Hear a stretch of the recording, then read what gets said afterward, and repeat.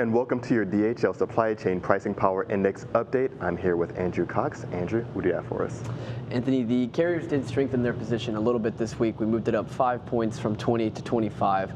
This is 3 weeks in a row now that we've kind of pushed up off the bottom. We were at 10. That was at a series low just 4 weeks ago. So we've moved up all the way to 25. And it doesn't mean that carriers have this, the carriers are really gaining a lot of power, but it is getting back to more of a balanced market here moving forward. And most of that is coming because volumes are moving so much right now. Because the outbound tender volume index is a 7-day moving average, it's kind of, it throws weekly comparisons a little bit out the door because of the Memorial Day holiday. But what we can look at is the depth, the net decline in volumes and how quickly things rise up.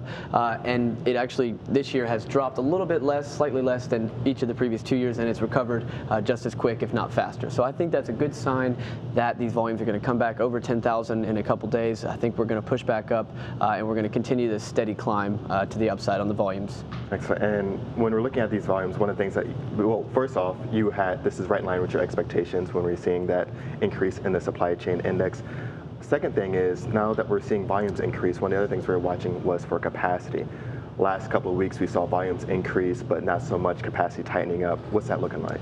Yeah, we're finally seeing some upward pressure. I mean, it's just, again, just kind of a steady climb upwards. We're now sitting just below 5% on the overall outbound tender rejection index, and then just under 9 on the reefer tender rejection. So things and that was actually last week the reefer rejections kind of hit a sputter and kind of slowed down, but we saw that uptick again this week. The produce season out of California and Florida is still right in season, so we're seeing some tightness there in the reefer markets, not as much in the overall or in the van.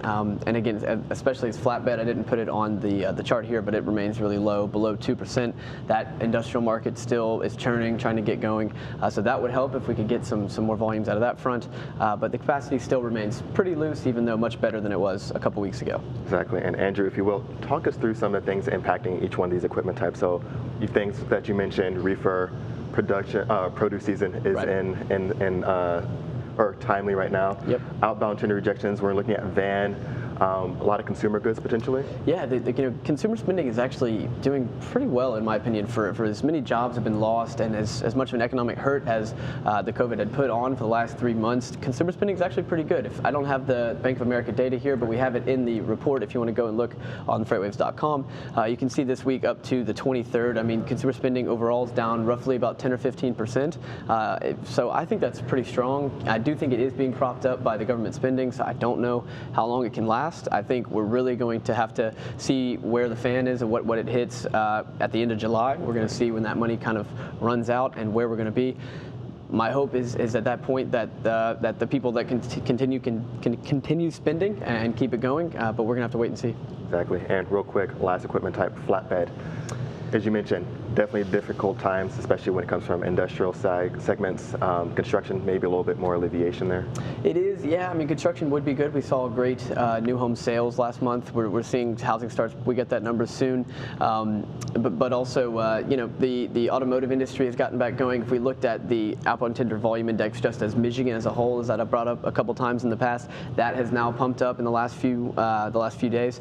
So I think that the automotive industry is getting going, but it's just a slow starting. The automotive and also the aerospace is another big part that I think is just slow moving right now, but it'll get there. Excellent. Andrew, thank you so much. We appreciate your time. And thank you so much for tuning in. That's going to do it for this DHL Supply Chain Pricing Power Index update. Be sure to tune in next week for the latest.